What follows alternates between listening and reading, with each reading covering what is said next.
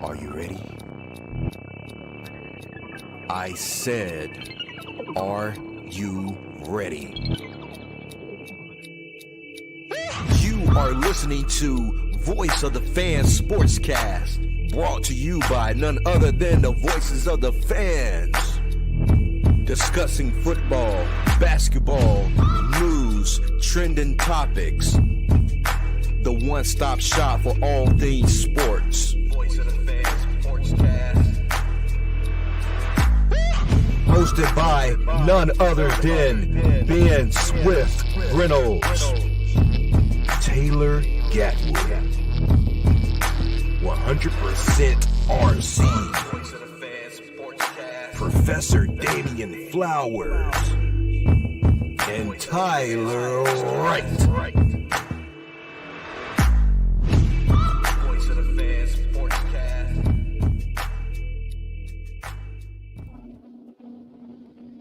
What's up, guys? Welcome to another episode of Voice of Fan Sportscast. I'm your host, Ben Swift Reynolds. We have 100% RC with us, and we have some other members coming on later on. What's up, fellas? What's up, RC? Oh, got you muted. My bad, brother. My bad. Got you muted over there. What's going on, man? We're gonna make it do what it do. You right on, man. The show must go on. What's going on? As they say. So, man, it's a lot of good sports going on right now. WNBA started back up. MLB.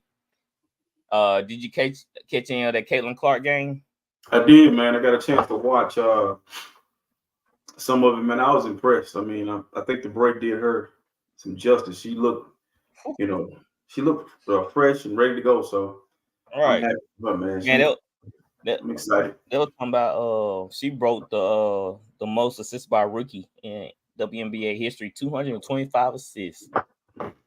It must not be hard to break records in that league, man. I mean, it blows your mind, don't it? Just 225. I'm like, what was everybody else doing when they got to the league? Just hanging out. They were playing team ball. They weren't worrying about all the other stuff or something. But I guess they never had a player like that of that caliber. Cause they were talking about, man, if she keeps this up before Alyssa Thomas retires, she'll pass her. Yeah, I mean, she's just really trending upwards, man. She's really gonna take that league where it needs to go. I'm enjoying it. It's probably the most WNBA basketball I've watched in my lifetime. Hell, I've been watching a lot of it. Probably watch more when Cheryl Swoops and them were playing, but right, enjoyed it. I have a team, so that's my team to favor. You know what I'm saying? I had more time when Lisa Leslie was playing. Cause I was a kid, so I had all the time in the world to watch sports and stuff. So I was able to watch the Sparks. That's how I became a Sparks fan, because of Lisa Leslie. Plus the Lakers, you know what I'm saying? They in LA too, so it was just easy to root for them and everything. But man, Caitlin Clark has it hopping, man. Even dudes that was like going for Angel Reese, they're like, bro, she the real deal. Like, she's the rookie of the year. Gotta give it up. Gotta give it up. Like, you can't argue about it, bro. You can't. So it's doing a game, man. Well, and now they talking about how the All-Star game is gonna be in Indiana. Mm-hmm. Oh, really? They really riding the wave to the money. They're getting to the money now. Hey, you would too. You would too. Start just like with MJ, right? Just like MJ in the league. They like, oh, this is gonna be the face, so we gotta put everything around him, make him a focal point. But we can get into some news real quick. Gardner Minshew was named the starter of the Raiders. I thought, for some reason, Aiden O'Donnell was the future. Like, how they were ranting and raving about his rookie year. Then all of a sudden, I guess, he took a step back. So took a step back, I guess. Well, after the Jimmy G debacle, you had to go. I mean, I guess they kind of gonna. I don't know what they're doing in Oakland. I don't know. A few quarterbacks, and I was thinking to myself, man, like maybe they need to. Maybe they're purposely not signing anybody with hopes to sign Dak Prescott next summer, or either drafting a quarterback. But you got to lose to get a high pick. So right. It might be in the rebuild, to be honest, because they get rid of Josh Jacobs. You know, Flowers, he swear by Zero White, but I don't know, man. Why watch Zero White? He's just more of a scat bag. I don't see just He was a wow beast me at like Georgia that. though. He was like Yeah. Swift. He was a beast. He was like Swift and all the other guys that come out of Georgia. He was good. So that's probably why he feels that way about him, because he saw him at Georgia. And he's getting an opportunity now. He's making most of it. So man, let me know if my internet has me like freezing up and stuff like that. All right, I got you. I'll let you know. Then also, we were wondering, we saw Joshua Dobbs last night. We were like, why he isn't the star? And we were like, yeah, the Raiders could have used him, but it just seemed like they not in a hurry to win. I'll say that. It's the Raiders, man. It's the Raiders. Nothing makes sense. Don't believe anything you see. They got two quarterbacks that don't nobody want but them. So, we'll see how it goes. I don't think Gardner Minshew is the answer, though. I think he's just a bridge to something else. Right.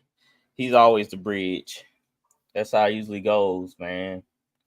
Then Jaden Daniels was named the starter for the Washington Commanders. What's up, Flowers? What's up, big dog? You doing all right? Man, I'm here, man. A little under the weather, but I'm here. Uh-oh. What you got, man? What you got? Having a child is what I got. That's what it is. Tell me about it. Yeah, my daughter, man, she called me. No, she texted me. And she was like, can you bring me some food to the volleyball game? And I was just like, where are you at? First of all, I think she out of town. And she's like, no, we had to go to a middle school volleyball game. So I get the food, drive to the middle school to drop the food off. And she's like, I'm not at the middle school, I'm at the high school. So I had to drive all the way to the high school after getting my truck and walking around the building at the middle school to finally deliver the food. You are your parents. Kids. You are your parents now. You are your parents. Right. I was thinking that. I was like, tell you to do all the shit your parents were talking about. You need to do. You just reaping what you sow through your kids now. You are your parents. Man, so dude, suck it up. I was thinking the same thing. I was like, man, I'm thinking the same thing my mom was thinking about. That boy got me running all over the place. But look, one thing I've learned though, use it by us having parents before they had parents. You got a cheat code. So like when I tell my kid to clean a room up, and I go in the room, I remember when I was a kid, mom used to tell me clean the room up. I'm kind of pushing shit over here, pushing shit over there. I just go where I was pushing shit at, and there it is. Like, you didn't clean the room up. It's in the same spot I put it many years ago. Because they're just doing what you're doing. They're kids, and push on the feet. Like, are you psychic? No, I was a kid once. So you got a blueprint. Right. You got a blueprint. But anyway, man, Jaden Daniels was named the starter of the Washington Commanders. Go figure, right? Yeah. Is it? Hold on, man. Is it me, or do he look really small? And it's like his pads are too big. It's like to me, I just feel like the kid looks very small in his uniform. He looks like a Pop Warner kid, but he can play. But it just looks like he decided not to ever pick up a weight in his life. Like, I'm just gonna. It seems like his lower half is bigger though. Mm-hmm. He looks like, to me, he looks undersized, but he's not. When they say 6'3", 220, I don't see that. When I look at Anthony Richardson, I look at certain guys, they look the part. Even Brock Purdy looks bigger. But when I look at this kid, it's like he kind of reminds me of like a high school quarterback, not even a college quarterback, the way he's built. He don't wear his 6'2", 6'3", or his 220. He don't wear it the same way others do. So maybe it's just me. Yeah.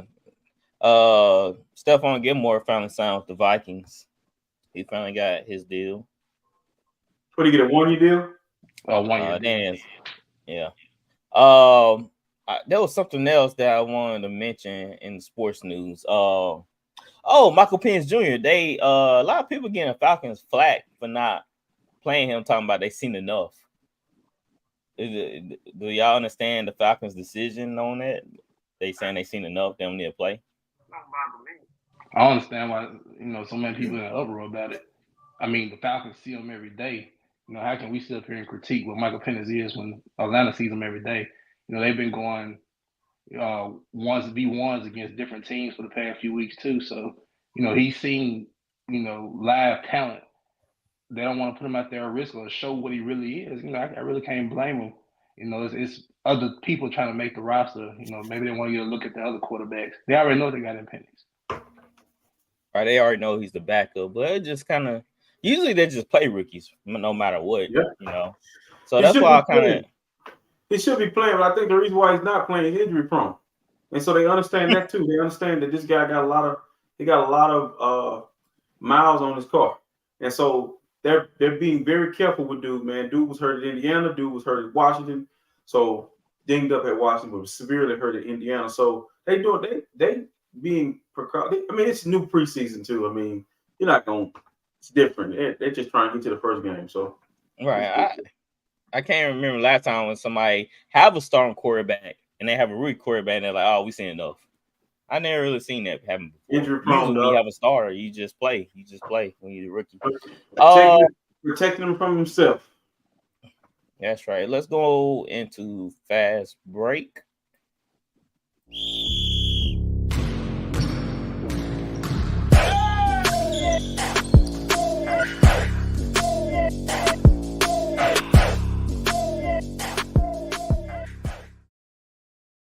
All right, Scottie Pippen appeared on some morning show, some news outlet, and he was talking about, asking about Jordan and the Last Dance and what he thought about it. And we have a video right here. It might surprise you what he's saying now.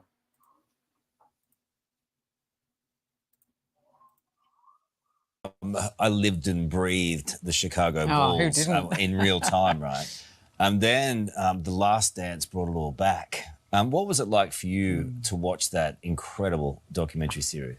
I thought it was special. I thought it was a special moment for us to really relive some of the greatest time in basketball history, and more so have an opportunity to see what team basketball was like. And I think during the pandemic, everyone sitting home, it was more like an educational tool to let people see how great the game can be if it's played the right way, and if there's sharing of the basketball.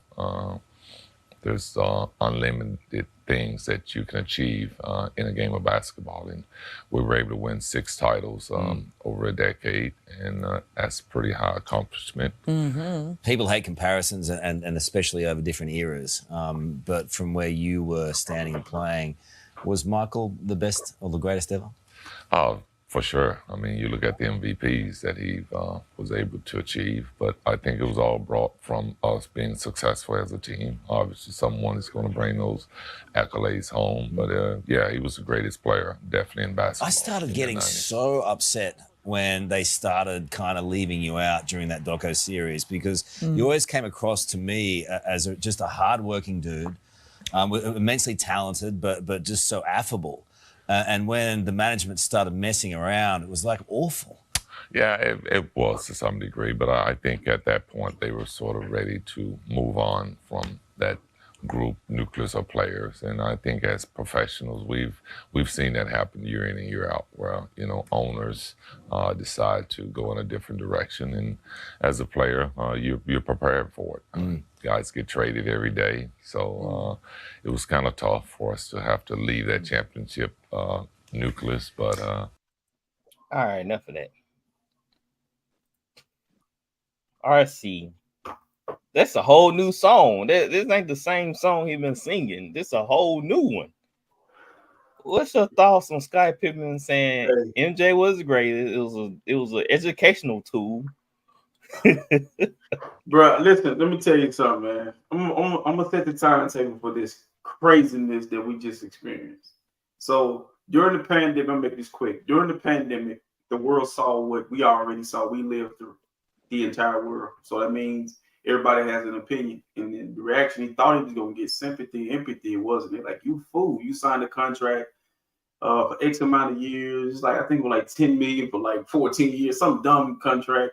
So they made fun of him, got in his feelings, felt some type of way, reacted out of emotion, started attacking Michael Jordan and others.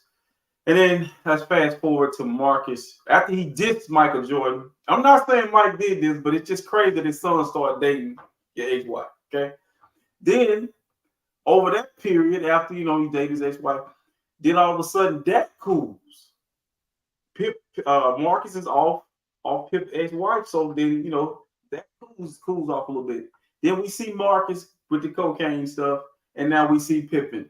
So what then happened is, after the female situation goes by the wayside, I believe there's a conversation that had happened at some point, and Mike Marcus stepped in and told Marcus, "I ain't with that." And then once that, see, men are different than women.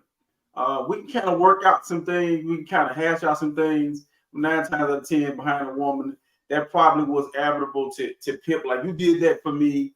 I'm just putting my spin on it to see how we got to this point. Because really, I don't know how we got to this point. This is some foolish crap. But to me, I feel like some conversation that has to happen for this dude's whole demeanor and energy to change.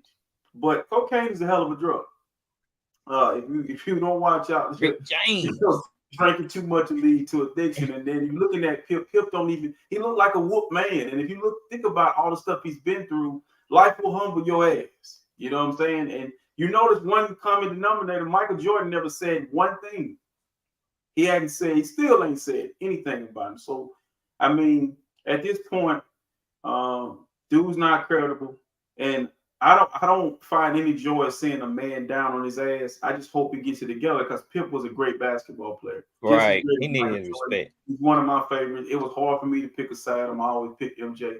But if it was MJ doing it to Pip, I would stand on business for Pip. But glad to see you swing back the other way. But now let's see how long you stay over there, because 9 times out of 10, you live to go back the other way. So that's my take on it. Man, yeah, because Pippen was a great basketball player. I feel bad for him that, man, his whole life, man, it seemed like he'd been going through it. Like, he always had a fight to get to where he had to get to. And so it just kind of messed up that it took a turn like this with his whole family, especially his family. I know that's a big thing, and it's just really unfortunate for a player his stature and what he meant to the game. Right. Flowers, what's your thoughts on Pippen, his newfound belief? And our text or our chat that they call him on a sober day. I stand by that. Most definitely. He looks good. First and foremost, you can tell there's a difference because he looks good. He doesn't look troubled like the last time we seen him when he was trying to defend himself and slander Michael Jordan. Michael Pippen is a top. I know they got the top 75 list now. He's top 75 all time. No ifs, ands, or buts, man. Like, I'll forever advocate for Scottie Pippen because, even as great as the talent Michael Jordan was, Scottie Pippen was his 1B. Scottie Pippen was a hell of a player. Yes, but I just want Scottie to just understand, and people have to understand, you can't get mad at Michael because the documentary advocated the truth. It showed the truth. Michael Jordan didn't tell Scottie Pippen to sit out and, call Phil Jackson's racist because Tony Kukoc took the last shot, or for him not to get surgery on his ankle or his leg back in 97, 98, and he missed a third of the season. So there's a lot of things Scottie did. Michael brought it to light because he's telling the story. I don't think it was meant to disrespect or bash Scottie Pippen, but the truth is the truth. So I don't understand why Scottie was so upset at that, because in the midst of it all, with that happening to Scottie, we still don't take anything away from him. I think he needs to understand that just because you had a few mishaps don't mean we look at you any different. We started looking at you different because you started disrespecting, somebody that you were great with, because everything he said on that couch was true. Michael Jordan achieved all those MVPs and championships because it was a great team, no doubt. Right. But we have to admit that Michael Jordan was, the lead horse, in their stable. So I hope Scottie continues to stay on his righteous path, because it's one he giving Jordan the credit. Then you turn your cheek. He's saying that Jordan is not this and this. So I just think y'all call him on a good day, but I hope he stays sober. Like I said, I'm not trying to tell somebody to not drink or do any of that, but you can tell that he's a different guy when he drinks, and you know, you Right. give him an interview, he's a little off his rocker. So I'm happy with Scottie. He looks good right there, and I hope he keeps it up. I'm gonna say Yeah, this almost real like. quick. Let me pick it Go back ahead. on this real quick. I'm learning myself because I don't need to make the mistake to understand the mistake he made. You don't have to have an opinion all the time about everything and about everybody. That's something I'm learning. Like, especially if I'm not dealing with somebody, because Michael Jordan probably at times is not the best person to be around. He's probably used to being the focal point of everything. And so if someone wrongs you in any way, sometimes I'm learning this from Kevin Gates of all people. When they interview Kevin Gates, it's always, even though he feeling some way, he ain't gonna let you know he feeling some way about that person. He gonna avoid that conversation because all it does is put you in a bad situation where you can't win. You're gonna sound bitter, you're gonna sound upset, you're gonna sound like the fool that you may be talking about. So I'm glad. I think, and Gad, I was joking about that, but if Jordan really made Marcus leave Pippen's wife alone, that probably helped go a long way too, because Marcus is a grown man. He just all of a sudden just stopped dating. You know, they go from being engaged to not being engaged. So, yeah. So he didn't. That's kind of. Yeah, cause that's kind of foul, man. Especially y'all teammates and y'all were good friends once upon a time. That's bad for business for both of y'all. Bad situation. But can you imagine being Mike's son and, you know, the estate? You lose all that for Larson Pippen. You know how many more beautiful women in the world than that chick? So I don't get it. You know, I don't get it. But you know, yeah. But Pippen, you are beloved, man. You got a lot of fans out there. The 90s Bulls, man, you just like Batman Robin, man. Batman got a lot of fan base, but everybody appreciate Robin. Like, everybody understand what Robin did for Batman. So that's how we look at Sky. Like, we appreciate what you did for Jordan. And you don't have to take it out on him because, you know, he getting all the shine and he feel like he probably did you wrong in some cases, but there's always love for both of y'all equally. All right, man. I have an interesting topic here. I was kind of interested in seeing what y'all gonna say about this. So KD and Anthony Edwards, you know, they got kind of like a broship going on right now. Mm-hmm. And Anthony Edwards said, man, I call KD the baby goat. So Wemby, he sees KD in the Olympics after they get put out, and he talks to KD. He said, this is my personal childhood favorite player. I want to learn from him and perhaps only steal one or two of his secret techniques from him. All right, so here's the question. Do KD have more of, I want to say, more of a involvement with today's NBA players more than LeBron? I'll go with Flowers on this. Do you feel like he has more of influence on players more than LeBron? I want to say no. The staple LeBron James is, and doesn't mean I'm shading KD when I say this. I mean, because it's so many these kids nowadays, man. They go so many ways with who they like and what they like. I hear a lot of Paul George, these young kids, you know. So I'm not shocked that KD or we really don't hear LeBron James' name. But it's always when it's asked, when you ask these younger players, when you ask them who's the greatest, they say LeBron. That's the only reason I'm saying LeBron. You know, because when you ask them, they think that he's the greatest, you know, currently, of course. You know, but I think Edwards and KD, this relationship, it interests me because if I'm Anthony Edwards, I'm advocating to try to go get KD. Mm-hmm. Like, Karl Anthony Towns, you take your ass down to Phoenix. Yep. KD, you come up here. Like, simple as that. Boom. I think him and KD would mesh together well. Because KD still to this day, in my opinion, he's unguardable. He's untouchable. I'll pass it. I seen KD when he was in Golden State. Back in 2017, 2018, me and my wife, we went to Memphis.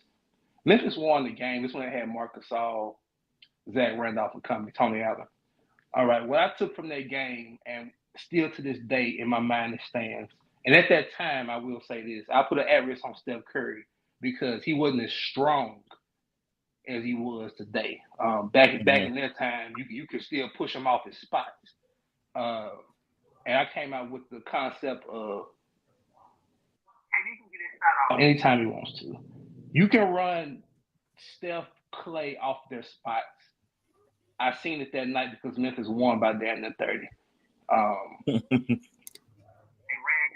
ran Curry, Clay off their spots. They couldn't do anything with KD, and that's been my mindset ever since I seen him play live. He can do anything at any given time. Right. There's no one that can stop it. RC, do you feel like players have a hard time comparing themselves to LeBron in that aspect?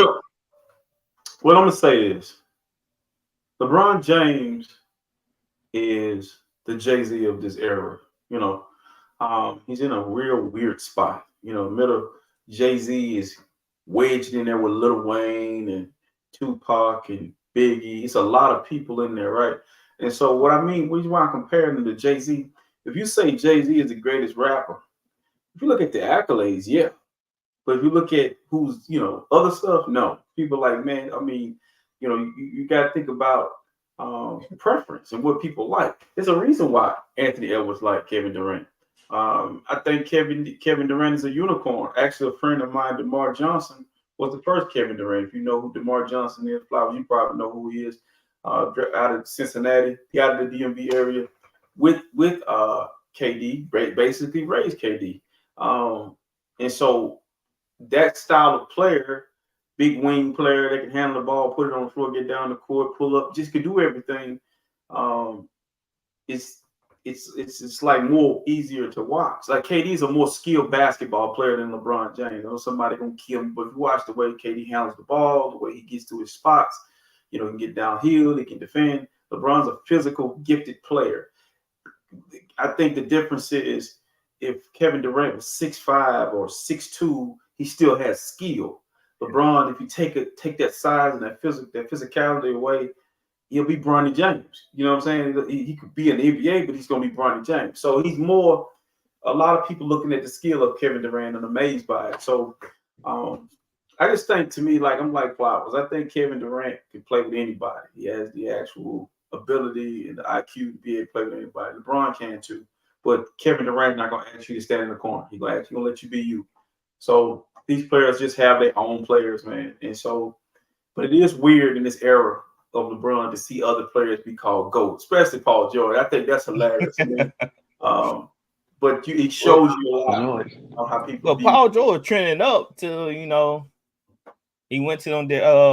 He went to not the Clippers, but he was trending up when he was with the Pacers and everything. Yeah, when he went to Oklahoma and everything. Injury derailed Paul George. Paul George, if he don't break his leg, probably he's gonna be the face of the league. He was coming out to LeBron. He was, I mean, what he did in Indiana with a bunch of guys that fit only that team was impressive. So, you know, I can see it. And he can do everything too. Yeah, he sure can. I thought it was pretty interesting that two NBA players within weeks of each other, you know, give KD high praise like that. Cause KD, he get a lot of hate, man, but he to be honest, dude is lethal. You know, they gonna call him Slim Reaper for nothing. When you watch him play, like I said, he get to a spot, he gonna kill you if you let him. Yeah. He gonna get to a spot. So as soon as the ball get right here to his chest, to his head, you're not getting it, bro. He rising up. He's already shooting it over you. And we saw that when the Warriors were playing against Cleveland, when he pulled up and nailed that three. He let KD walk into it. Yeah, that was a wrap. Saw it in the Olympics. KD got those teams going with instant offense. All right, let's just give. Oh, what you about to say, Fly? I said that's what Minnesota needs. They need another instant offensive guy. Mm-hmm. It seemed like Booker ain't meshing well with KD for some reason. I didn't watch a lot of Suns games, so I can't tell you why they wasn't meshing well. But it seemed like something going wrong there. They were top heavy because when KD and company went to the bench, they didn't have size.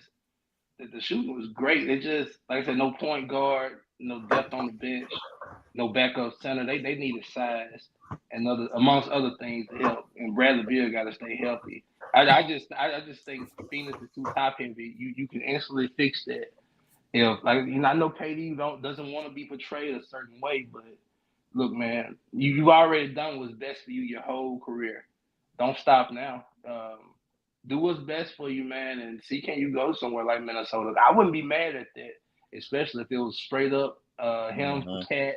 They want to add incentive to it. That's fine, but I think that's a fair trade for both teams because Booker and Bill could use a big, like Karl Anthony Towns. Like I say, Edwards could use KD. So piggyback off of what he's saying, Booker had his best years with DeAndre Ayton. You go look at that, not having another wing player outside of Mikal Bridges, who really stood in the corner and shot threes, and then Booker was the guy. So Booker's more Kobe than he is Bradley Beal or Paul George. He's the guy that takes volume shots. Booker probably would be better with Karl Anthony Towns. Just my opinion. I even think that if you look at Kevin Durant's, I'm with you. You got every opportunity to do it because of who you are and what you've done in your in the past. So no one's gonna hold you to it. All right. So let's move on to NFL talk. I just want to discuss this a little bit. I thought it was pretty interesting. I can't say this dude's name. I won't say his first name. Darrell. I guess he's the quarterback for a flag football team in Los Angeles. No, he's the USA flag football quarterback. That's just all I say. So I don't know, they have their own league or what. But he said, I think it's disrespectful that they just automatically assume that they are able to join the Olympic team because of the person that they are. They didn't help grow this game to get to the Olympics. Give them guys who helped this game to get where it's at their respect. So he's talking about all the NFL players talking about sign me up for the Olympics. They want to go out there and play. But he's saying he's been doing this for a long time. He helped build this thing. And it's not fair for them to take that away from him. And it's kind of disrespectful in some sort of way. RC. Daryl, he has a problem with the NFL players want to play in the Olympics in 2028. I agree with him. Let guys, that are in the NFL go play in the flag football. It's like 3-on-3. Let the guys that maybe who have retired or didn't make the league. We got enough talent in the world in the United States to they can go play flag football. I mean, I agree with him about growing the game. Those guys are organically growing the game. It's flag football has no correlation with the National Football League. They don't tie into it. It's not like it'll kill. I don't think NFL players are going to cry about not going. I mean, I think now what that we watched earlier, where our USA football team, the actual football team, was getting drugged by Jackie Chan and the boys. Listen, now we need to see some help. They got karate because someone dudes they weren't playing with them, so we need to send in some help on that. Forget flag football. We need to send actual help in shoulder pads and jock straps to go help that. But flag football, let's need to hit on there. So I'm with him. Y'all focus on something more important besides that. Flower, is it disrespectful for Patrick Mahomes to go play in the Olympics for the flag football team? Why would he? I don't understand why would professional want to.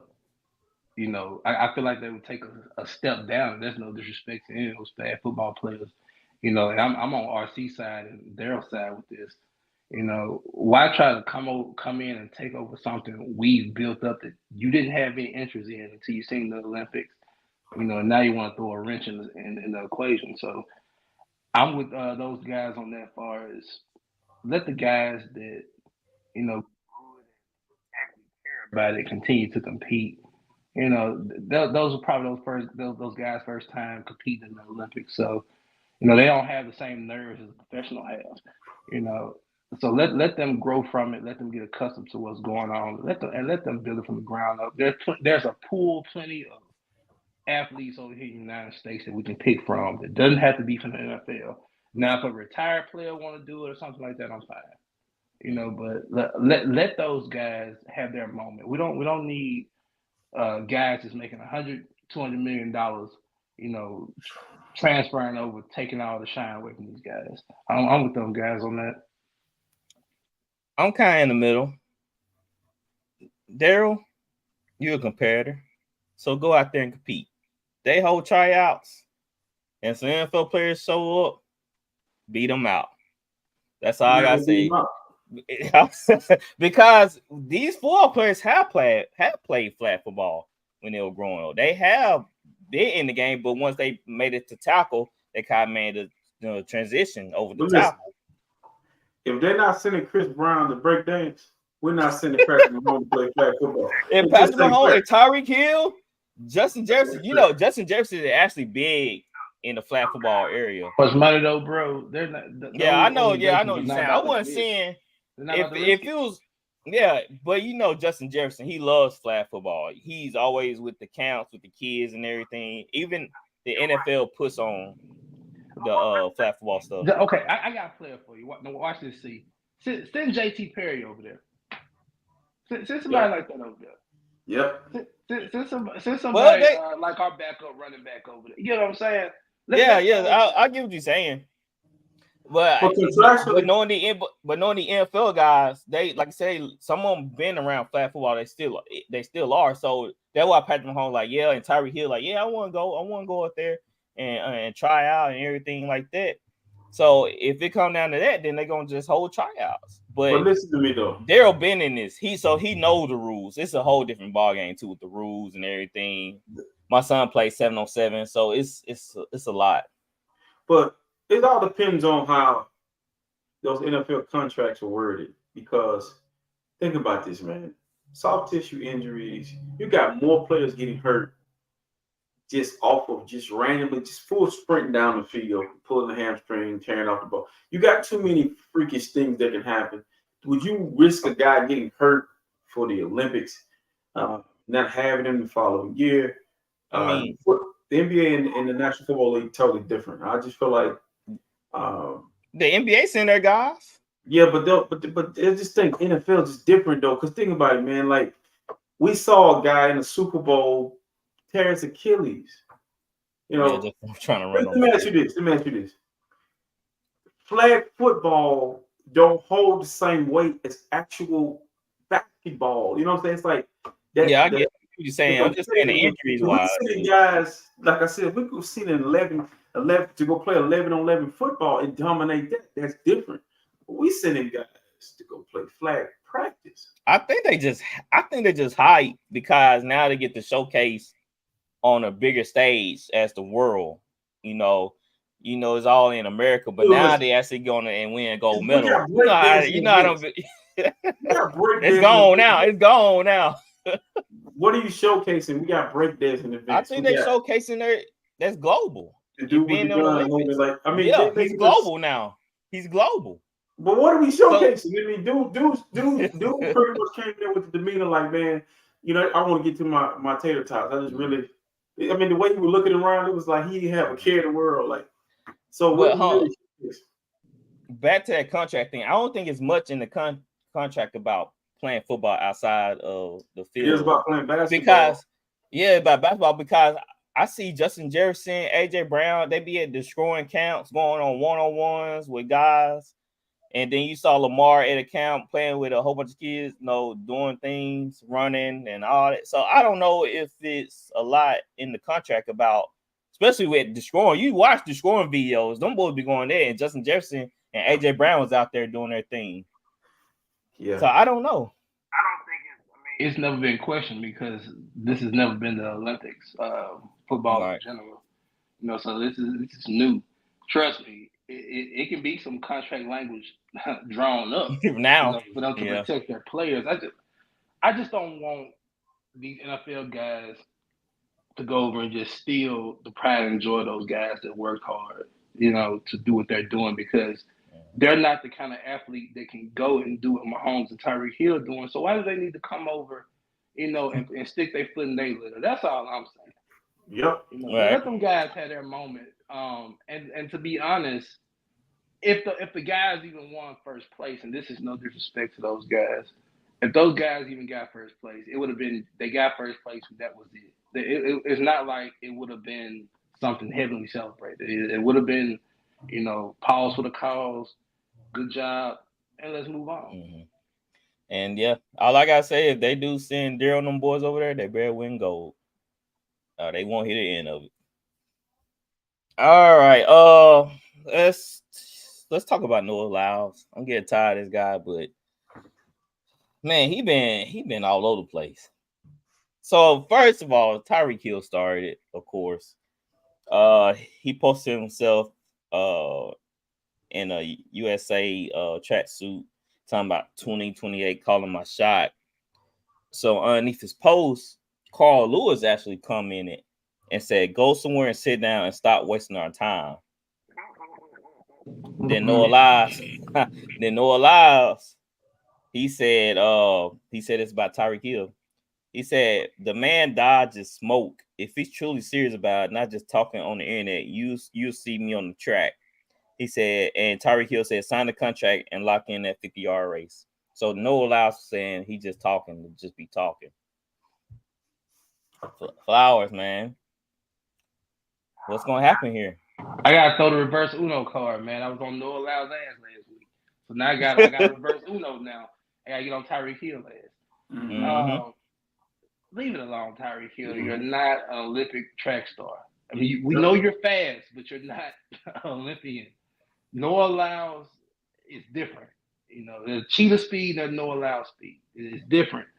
I'm with Noah Lyles. Like, look, I got on Noah Lyles because he was trying to pretend like, hey, who's that cheetah guy and all that shit. Yeah. That was my bark. Like, dude, just address it and be done with it. But I respect Noah Lyles for saying, hey, I ain't with all this talking, man. If you want to race, let's race. And he did call out the fact of the matter that, DK raced, but you doing that, you're racing a level pretty much under Olympians as far as the map. Mm-hmm. You're racing with the master class, so you're not even racing Olympians. So Noah Lyles got a point here, Tyreek, is either you put up or shut up. I think they need to run the 100. I don't think they need to run the 50. They'll run the full 100. I think 50 for two guys like that, mm-hmm. 50 yards is too short. Yes. Either if you're gonna do something like that, run a 60 or go on and do the 100. Well, I think Tyreek Hill couldn't maintain that speed past, the 50. So I think that's why he said 50. I don't know he can run the 100 mm-hmm. at that speed. I think that's why he said that. He's trying to play it smart here. That's the difference, though, in Olympians, track stars, and players like Tyreek Hill. Like those guys, Noah Lyles to pace himself the first 40 or 50 yards, and then he'll cut it on. Whereas, like you say, Tyreek Hill, his first 40 or 50 probably, is all right there. Top speed. Mm-hmm. Yeah, top speed, and then Noah Lyles probably just pull off. And they put up their numbers. Like, let's not compare their hundreds when they was in school and stuff. These are two grown ass men. Times are different. This is real life right here. Noah Lyles is the real deal. I just think Tyreek Hill barking up a tree. If you're gonna do it, do it. I respect it if you do it, but I've heard too much of Tyreek Hill saying, "I'm the fastest. I'll race this person," but we hadn't seen him race nobody.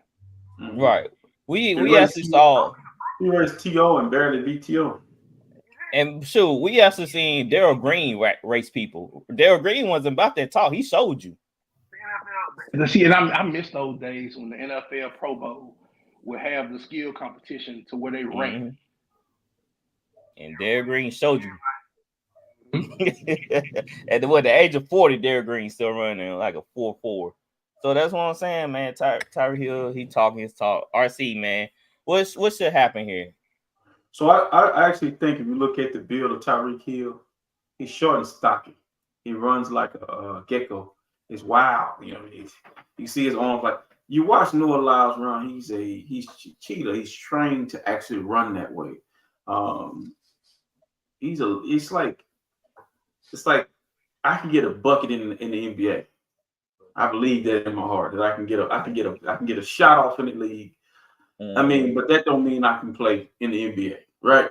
So it's like it's all ego and pride. I mean, Noah Lyles can't play in the National Football League and do what Tyreek Hill do, and Tyreek Hill can't go and get on an Olympic track. There's only a handful of them that can do it. One of the guys that was able to do it was play for the 49ers, number 11, a few years ago. Goodwin. Marquise Goodwin could do it. He was Olympian, but even he, I just don't see a lot of short guys in the Olympics. Y'all know that? They kind of got a little height to them, and they long striders. So Tyreek Hill, you just while you said 50 yards, you know what you're doing. You know, you're gonna eat him up right there, but dude ain't gonna go for that and humiliate himself or embarrass himself. So, but the problem I have with Noah Lyles is he's like a mixture of Pop Smoke and Steve Urkel. Like it's annoying and when I watch him, it's like he's just trying to stay relevant any way possible. When Shay and them had him on the show, it's like you can tell he's trying extremely hard to be something. And dude, just like you said a few shows ago, is the way you're going after folks. You know, you're going after NBA players. You're attacking your own people. Once again, you know, we love that shit. Just to make a name for yourself when you're actually an elite athlete, you don't have to do that. But it's always us on us, ain't always mad and angry and beefing. So they like to hear themselves talk. That's all it is. All right. I was going to talk about Noah Lyles again, but I don't leave it be. He went on I want to say Shannon Sharp show. Yeah, he went on somebody's show. He on that cam. They asked him about Jokic, and he didn't know who Jokic was. So everybody just gave him flack for not, saying about the NBA players not being world champs when he only know the best players in the NBA are. So that was it. All right, let's go. Let's talk about AFC East record prediction. How about that? Let's start off with the Dolphins since y'all getting them flack like crazy. Let's start with you, Flowers. Go through I forgot. We doing it. You name who you have winning the division, then you just go down your list. Then you just talk about why you have them number one. You know what? I'm gonna go off the rail with this one. I think the Jets gonna win the AFC East this year. Mm-hmm. Oh, okay. If that offensive line can stay healthy, they massively upgrade that offensive line. Look, Aaron Rodgers, I know I didn't put him in my top 10 QBs, but Aaron Rodgers is still serviceable in this league. He's still savvy, he's still smart. And if they can just give him the time to be able to be operational, man, he'll get it done. But the defense, that's probably a top 5 defense. All 3 levels are stacked. I just think they're banking on the offensive line to hold up so the offense can be productive because defense is going to keep them in every game. So I'm going to say the Jets is going to win the division. Second place. What's the Jets record? I'm going to say 9-8. 9-8 win the division? 10-7. Yeah, I mean 9 or 10 wins are going to win the division. Yes. Yep. 10-7. Okay, 10-7. Be 9 or 10 wins to win the division, just like last year. Second place. I guess I'll go with the Dolphins. Dolphins at 9-8. Yep. I just think offensively they're better than the third place team, Buffalo. I think Buffalo has a down year. I really do. I just think it's time. They have swung for the fences. I understand they got Josh Allen. They can't keep Matt Milano healthy. That's a big loss. You know, they lost him last year, and he probably won't be back until December this year. I think he tore his bicep. So you lose Matt Milano again. You lost Tre'Davious White. That's a lot of things are different about this defense. And I'm not saying it's not good. It's just I feel like this is just a time of reckoning for those guys. And I think with the departure of Stephen Diggs and the offense, new offensive coordinator, so on and so forth, I just think that the Jets and the Dolphins will just look better than them. So I'll put them at 8 and 9. And the Patriots, I want to be nice because I honestly don't think the Patriots are going to win over 3 games. Mm-mm. So it's either do I want to put them at 2-15 or 3-14. I think I'm going to go 2-15. What did you have the Bills? Bills, I had them at 8-9. Okay. I put the Patriots at, I'm going to say, I think they win 3, but I'm going to say 2-15. I don't see this team doing too much anything. They'll be picking first in the NFL draft coming up next year. I can stamp that right now for you. Not enough skill on the outsides. We've been hollering about that for the past 2 years. We're making it obvious to people that listen to us that Right. that roster is jacked up, man. I don't mean that in a good way. So I expect them to be the worst team in the NFL. Oh, what you call the Patriots, the slowest team in the NFL? Slowest team in the NFL, yes, and still to this day, like who on that team, that's a wide out threatening you, that's scaring you, or running back. I know they still got Stevenson, about the only guy. He's probably a BB plus. But other than that, you gotta have an offensive line. You don't got that. You traded Matthew Judon away, so that's probably your best pass. For a bag of chips. Yeah. For a bag of chips. They didn't get a player receiver out of it. Nothing. All right, RC, what you have? All right, so Mike McDaniel, this is gonna be your year, buddy. I mean, I feel like looking at what you added, you lost Christian Wilkinson, but you added Calais Campbell, Jordan Poyer, Kendall Fuller, Jordan Brooks. On offense, you added Jalen Wright, Jonas Smith, Odell Beckham Jr. So you added some veterans to the young guys you have. I got them going 12-5. They got to go 12-5. I'll tell you why. Because you got another one of those Shanahan, McVay, guru, genius. And if this don't start looking like genius, he going to be on the hot seat. So I feel like this year is a make or break year for him, a defining year for him. So I'm going to say they go 12-5. Now, do I realistically think they're going to go 12-5? No, but I'm putting that out there as a benchmark for them, saying they're going to get over the hump this year and win the division. Right behind them, I got the Buffalo Bills at 12-5. I think he got rid of the cancer. Getting rid of the cancer, you got rid of an old Tre'Davious Wright, injured, banged up. You got rid of the cancer and Stephon Diggs. I think I'm a team first guy. I think players really don't define teams. I think it's more about chemistry and how they come together as a unit. And ain't no big eyes and little U's. So I feel like they'll be right in the thick of things because the division is pretty much up for grabs. Now this is where they get tricky. The Jets to me are overrated. I'm gonna tell y'all. Oh, come on. Every year I hear about the Jets, and they have injuries, they have bad quarterback play, they have bad offensive line play, they have just a lot of bad. So this year, all of a sudden, all the bad's gonna be fixed. You got a guy impersonating Brett Favre and Aaron Rodgers. He following in his footsteps. And I feel like, he I don't know where his heart's at. I don't know if he don't talk about winning championships. I don't know if he really still hungry. We're gonna find out. And then you got Breece Hall coming off injury. They revamped the offensive line with old bodies.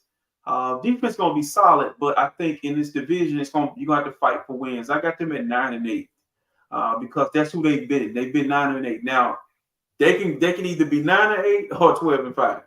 But show me that you could be 12-5. I haven't seen it yet. Like every year they're telling me that the Jets are good. I mean, in the NFC, who would be that team? Would that be the Cowboys? Who would be the team every year people saying that they're good and that they're ready? Who is that team in the NFC?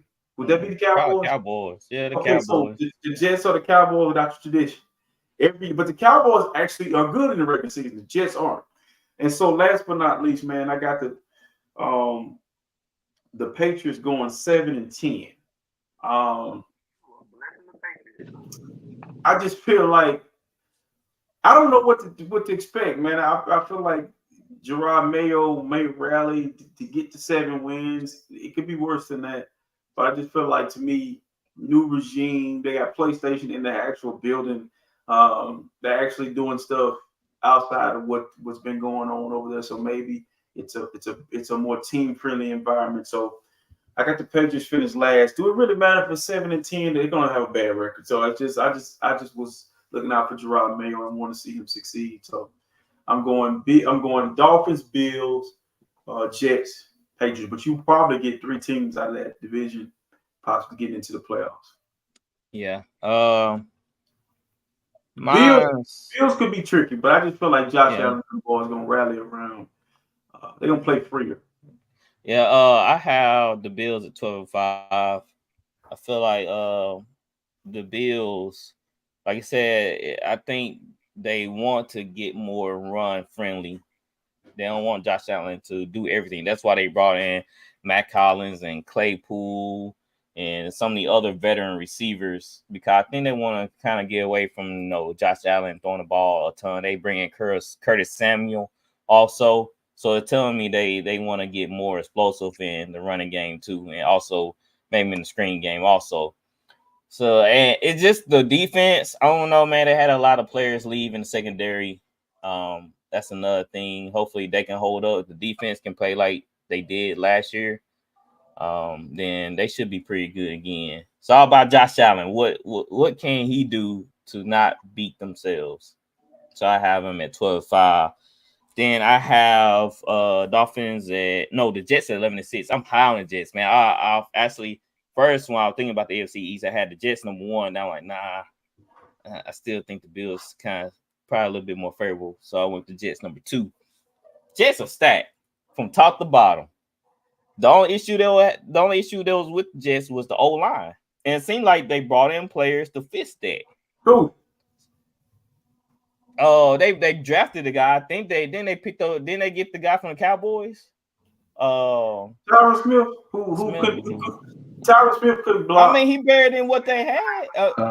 They signed the guy from Baltimore also, I think. Yeah, so, they brought in some guys to beef up their O-line. So if the Jets don't win this year, is Robert Saleh out or is he on the hot seat? Yes, he gone. But the team too stacked not to succeed. I mean, look at your receiver core. You have too many playmakers with Mike Will. You added Mike Will to already good receiving core. What you say? Everybody coming off injury, baby. Everybody you name coming. Gary Wilson not coming off injury. Breece Hall was still in the top 5 running back. He was hurt last year. He was hurt. Hurt. Well, that's another thing too. They got the guy from Wisconsin. I think Wisconsin, Brandon Allen, something like that. And they say he looked very explosive into the. I'm just saying they got guys that it seemed like the next man up pretty much with that team. Yeah. Oh, what you about to say, Flowers? I just want to say, last year, when we watched the Jets, if they have a decent quarterback, they probably go to the playoffs. Yeah, they have so much talent. If it falls through the cracks this year, everybody else getting fired first and foremost. Mm-hmm. Yeah. So I just think that initiative that Saleh, he got, his job is on the line. Douglas, the GM job's probably on the line. Now, if the players, he can get Aaron Rodgers to come and rally behind him to save his job, might got something. But, that's going to be the tell-all right there is how much especially if Rodgers is healthy, is him and Saleh on the right page, about the reports of Saleh and Aaron Rodgers going to Egypt and stuff, with ayahuasca and all that, so it's best for Robert Saleh to have Aaron Rodgers have his back. That's all I'm going to say. All right. I didn't know. Oh, go ahead. Week 1 going to be the ultimate test because guess what? They go to San Francisco, and I think they beat the 49ers. Listen, I'm a 49er fan. I think the 49ers, there's something to be said about having players not in camp and injuries, and the Niners are going to be trying to figure their way out, do some stuff, and then they'll get rolling. But week 1, it's going to be a good game, but I think the Jets can go in there and send a message to say, hey, look, we really about that life. And who better to send a message? Go bully the bully on national TV. Now, if you go in there and get bullied, because listen, the last time we saw Aaron Rodgers, Leonard Floyd was the reason why we saw Aaron Rodgers. Well, guess what? Leonard Floyd is over there in San Francisco on this end And Bosa's on this end, and this is a test. So this Jets team that you love so much gonna get an opportunity right out the gate to show the entire world. I do love the Jets team. The thing is, though, RC, they don't have to rely on Aaron Rodgers to throw it that many times. He can hand off. But you think Aaron Rodgers is gonna play quarterback any differently than we've seen? I mean, they look at Aaron Jones. He had 1,000 rushing yards with Aaron Rodgers. But think about how you got those 1,000 yards. I remember the West Coast offense, brother. He gonna do it a way where he not gonna throw for 2,500 yards. Though. He gonna get busy. You know, he not. The offense can get busy regardless over the running game. They can run it. They can beat you in the passing, the ground game. So I feel like they're gonna get busy either way. Okay. Through the air on the ground. We're gonna find out week 1. I'm excited. Like I'm not even a Jets fan. Like you see my Saints, I'm over here more excited about other teams than my own team this season. I feel like the Jets, they got something with Aaron, and we're not just with Aaron Rodgers. I just like the makeup of the team. I didn't know they brought in Kinlaw. I didn't know they signed him. What did you sign? What did you sign?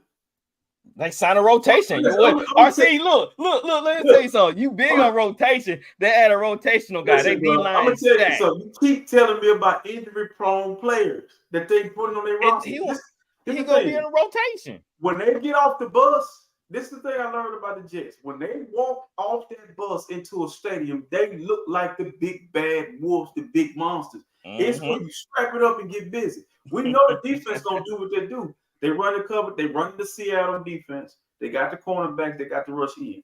You named Javon Kinlaw, but you haven't named Javon Kinlaw the entire time he was a freaking 49er. So you mean tell me because he put the Jets helmet on? I don't need to. You were screaming his name every time. Have you ever heard me say Javon Kinlaw? Yeah, I heard plenty of times. You heard me say Javon Kinlaw? Yeah, plenty of times. There's no footage of me talking about Javon Kinlaw. I can put together a montage. I can put together a montage. You said Kinlaw. Wait. Praising him, maybe just saying his name, but definitely he ain't did nothing as a Homestead, Kinlaw. What was the other guy that went to the Eagles? Hargraves. You name all them guys, boy. I said Javon Hargraves and Dre Greenlaw, but Kinlaw been hurt. He been hurt. He ain't played. Well, he added into that deep rotation that just they should be better, but I mean, it's like it's almost as if I'm talking about the Phoenix Suns. You just were so your main concern is about Aaron Rodgers. That's your main concern about the Jets. Okay. Do he at this stage of his career? You know, I'm a huge Aaron Rodgers fan. He don't fucking like seeing the 49ers. You look at his record against 49ers, it just ain't a good matchup mentally. But I'm a huge A-Rod fan. I think he's better than Tom Brady. That's just always been me. I think he's been underappreciated as a quarterback. I think, you know, all the stuff we seen other guys doing, he brought it in. He ushered all that sidearm, all that stuff in. But my one issue with him when I was riding for him hard is no accountability for his actions and how he leads as a leader. So show me if he come in week 1 and he do what I think he's capable of doing against San Francisco, they off and running. So show me. They are. They really are. I have the Dolphins 9-8. I mean, can they keep up this pace? They blow out teams, but here come when the postseason come, then they lay a goose egg. Have teams figure out this offense? Can they slow them down? That's the main thing. I think they can. Can A-Chan survive the whole season? You know, so they bring in OBJ. What for? He ain't moving nothing. So I feel like I feel like teams are catching up with the Dolphins. We saw the Bills, put a whooping on later in the season, and we saw Baltimore did to them. So I think teams are kind of figuring this out of how they trying to score. Like the Jordan Poyer addition, the Calais Campbell with the depth and size. Calais Campbell, he's up there in age now. He was with the Falcons. He didn't do anything. Old players. Yeah. But Calais Campbell didn't. So you get your 2 rush ends back, Phillips and Chubb. Yeah, I get that. But I gotta steal your line though. They're coming off injuries though. Yeah, they're coming off injuries. Yeah. But if I'm putting money on, if I had to say who I've actually seen do something versus a team been manifesting it for 3 years, I gotta go with the Dolphins. We've been talking about the Jets for 3 years. So That's all I'm saying. Is, at this point, show me something. I mean, it's kind of like, I want to counter that. I'm not saying you're wrong about the Jets. I want to go back to Miami because I mean I like Miami. Don't get me wrong. Hell, my cousin is the only damn Miami fan I know. You know, so I respect that. You know, I got respect for people like that. I remember when, like I said, when Ben was the Saints guy. Like I said, that's cool. I respect it. But the Dolphins have to prove one thing: can you be physical? The team that you named, they lost to.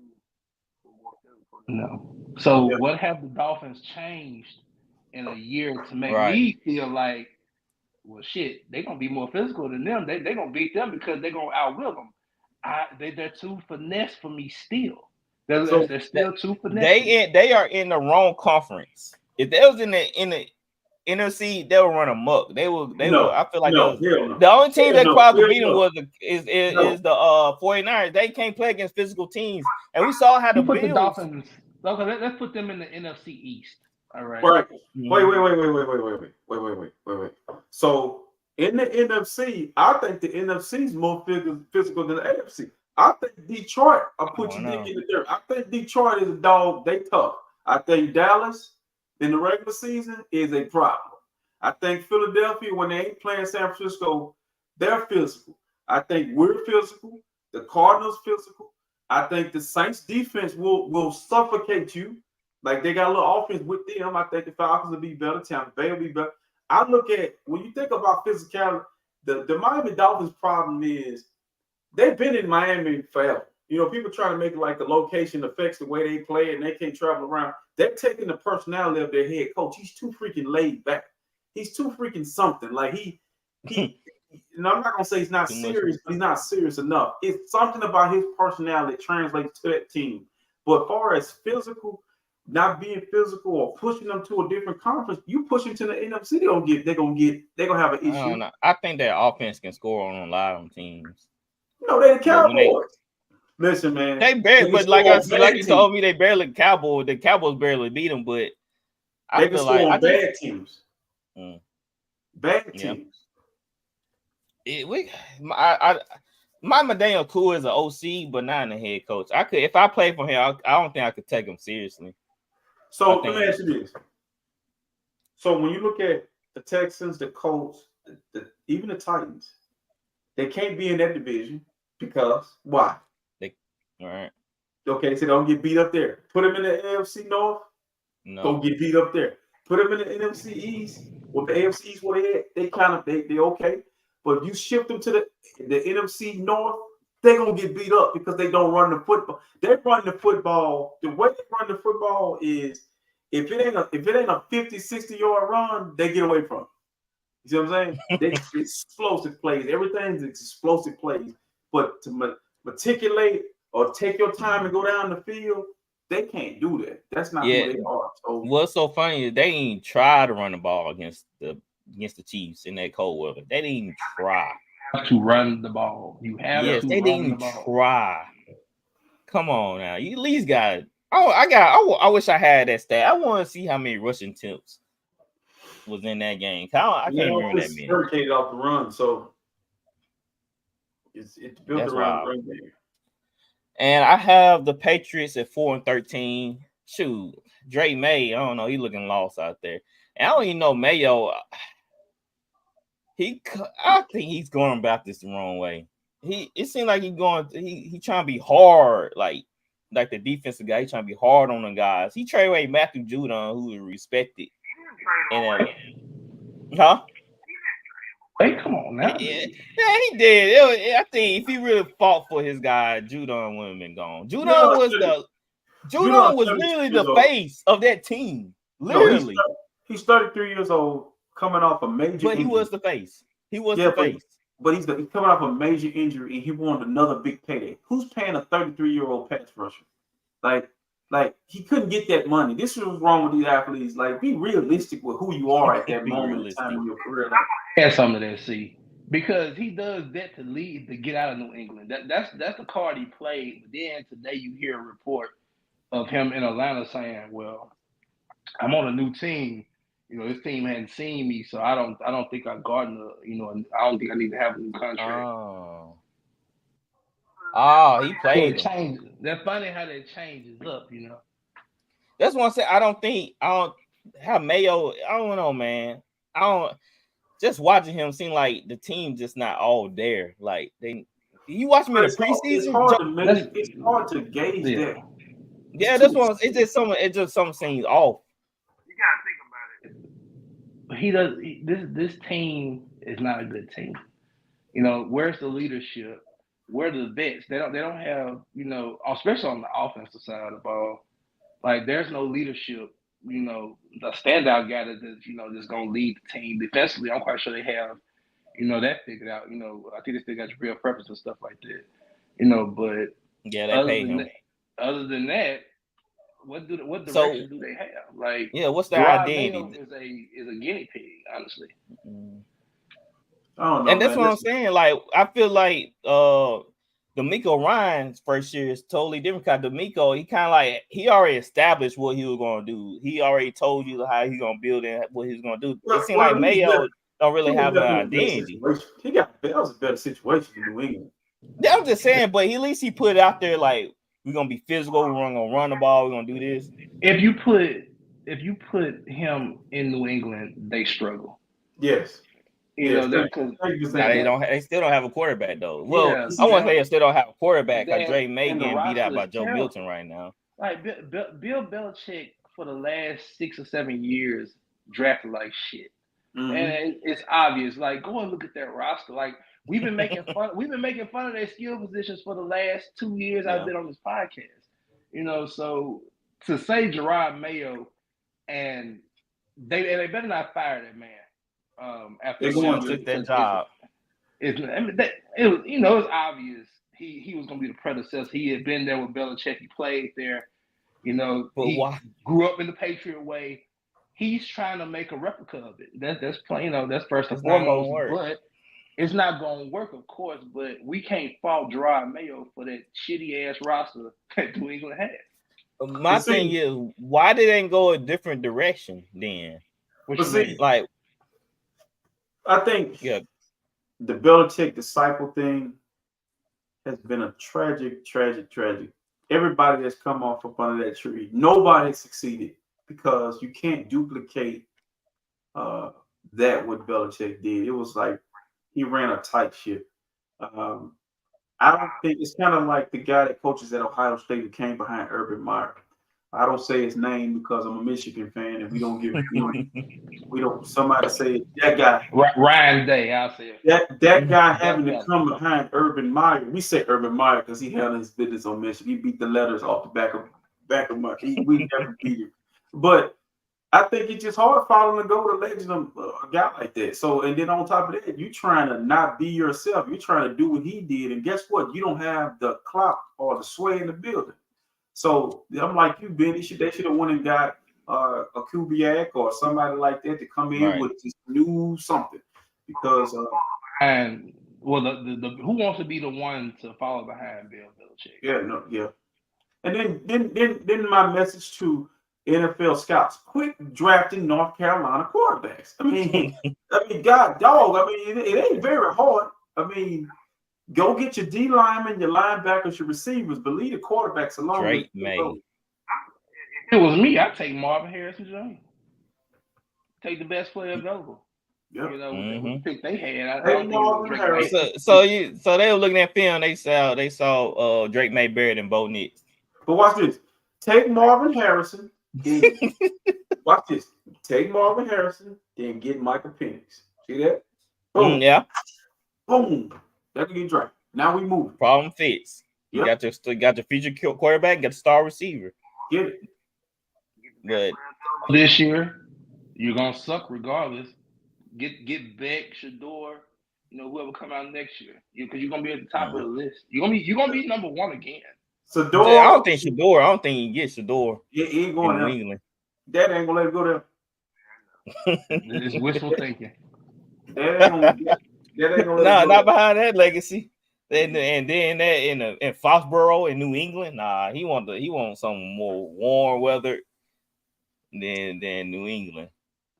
There's no flashing lights in New England. Yeah. No flashing lights. Dion gonna pull a LeBron James. Don't draft Shador because he ain't coming. So, all right. So if we thinking about next year quarterback draft, we thinking about the teams they're gonna finish. We think they're gonna finish last. What do you think Shador will fall to then? Cause that's not really a lot of places. Cause Tennessee, I don't know how they feel about Will Levis. Then New England. Then who else?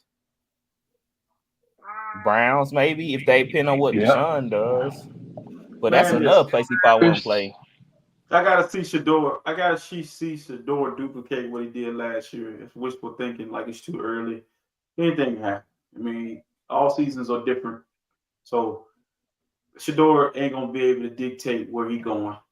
Right. He might not have it because how this thing looking, all cold weather places. One thing that disappointed me about even saying that is just in your mind is all those teams you're gonna play against this year gonna just let you dog walk them, man. It's not fine.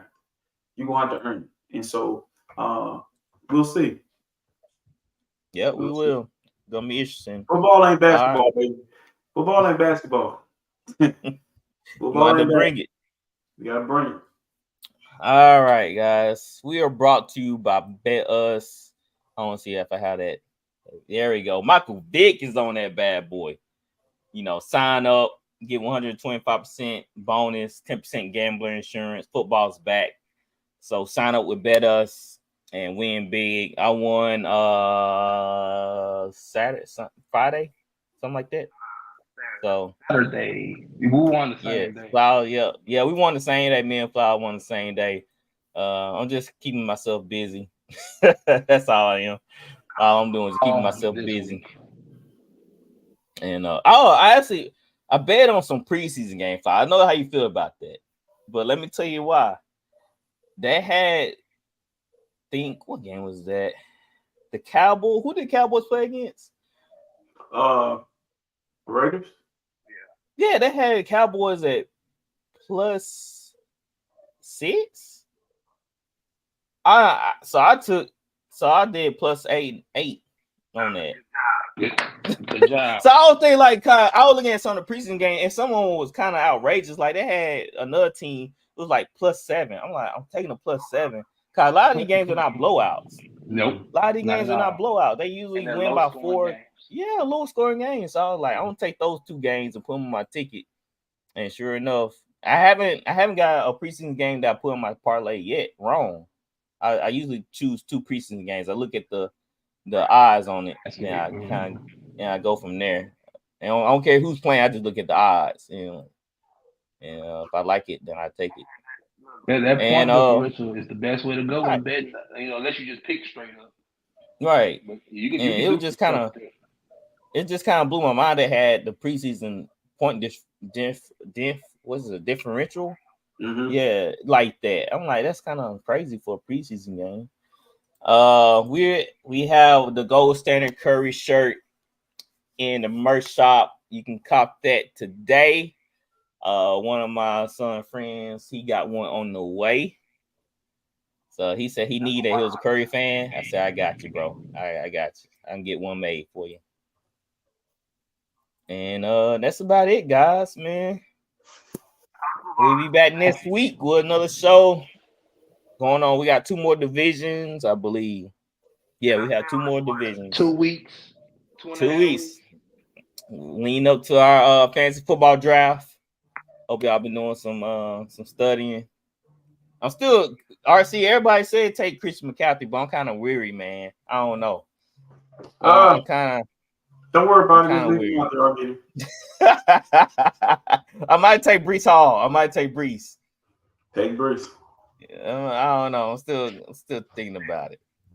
So we'll be back next week, guys. Thank y'all for joining and hanging out with us. We are gonna bring back fan posts too, so look out for that. All right, guys, take it easy. Peace. We out of here.